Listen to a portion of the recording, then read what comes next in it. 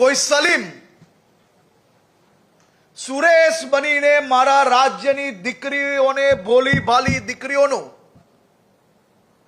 જીવન બરબાદ કરવાની કોશિશ કરશે તો એક એક લોકોને શોધીને એનો હિસાબ કરવામાં આવશે. આ પવિત્ર પ્રેમના સંબંધોને જો કોઈ છલ કપટના માધ્યમથી બદનામ કરવાની કોશિશ કરશે, જો પ્રેમના નામે મારા રાજ્યની ભોલી ભાલી દીકરીઓને ફસાવવાની કોશિશ કરશે, જો પ્રેમના નામે કોઈ પરિવારને બરબાદ કરવાની કોશિશ કરશે, એવા એક એક અસામાજિક, ટપોરી, લેભાગુ, છલ કપટ ધરાવતા એક બી યુવાનોને રાજ્ય સરકાર છોડશે નહીં.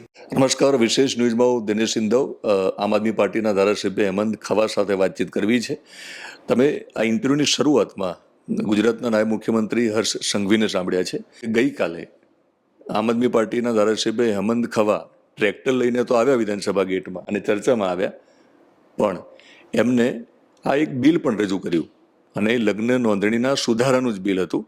અને હર્ષ સંઘવીએ એ ટ્રેક્ટર લઈને આવ્યા અને એમને બુલેટ સ્પીડમાં આજે મીડિયા સામે આવીને, બુલેટ ટ્રેનની સ્પીડમાં મીડિયા સામે આવીને આની વાતચીત કરી કે તમે જ્યારે આ બિલ લાવો છો ગઈકાલે, એ જ મુદ્દે હર્ષભાઈ આજે આવીને મીડિયા સામે રજૂઆત કરે છે અને વાત પણ કરે છે.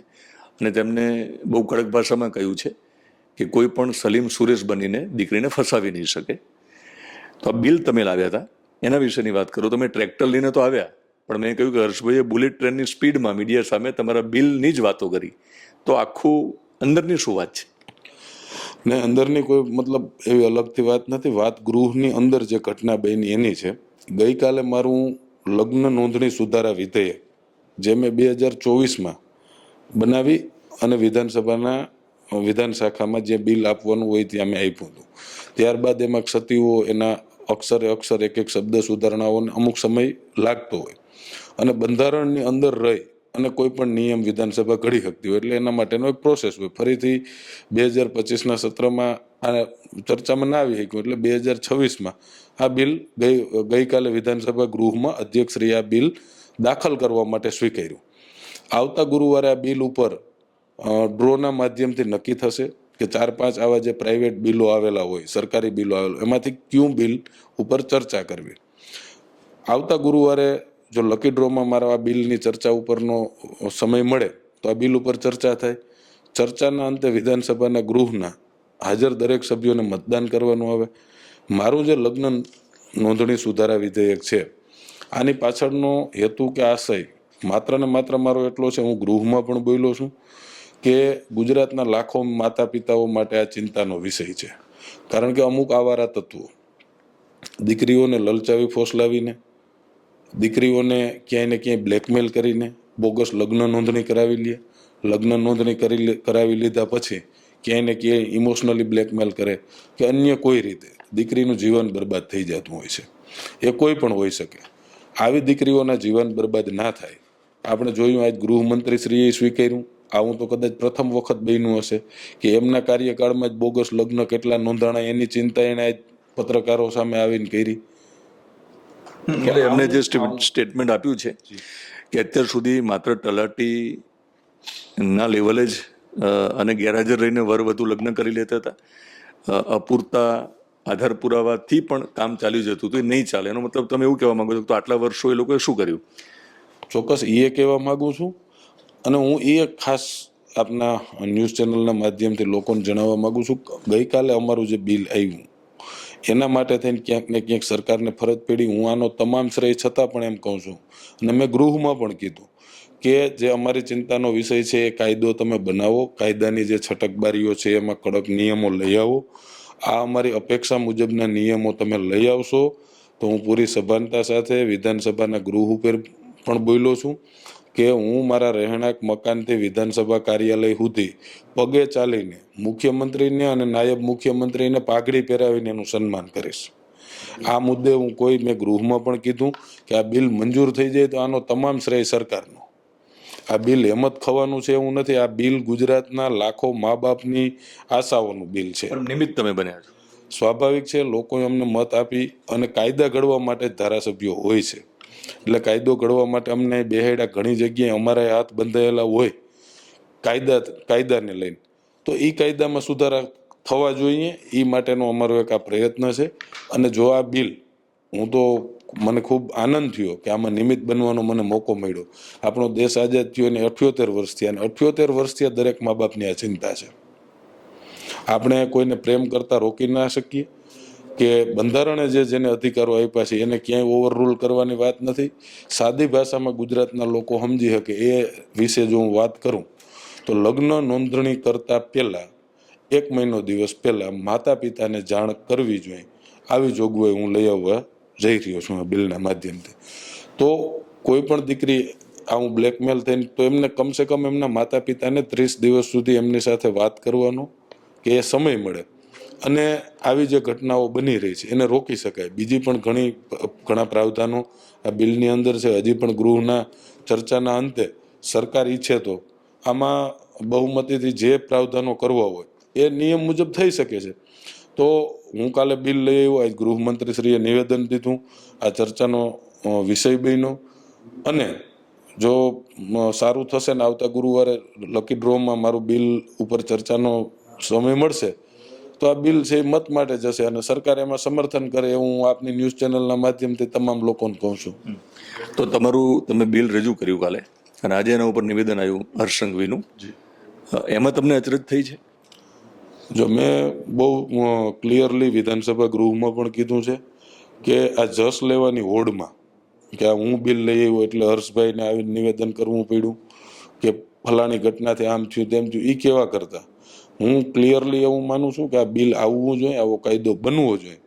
આ જસ ગુજરાતની જનતાએ જેને આપવું હોય એને આપે.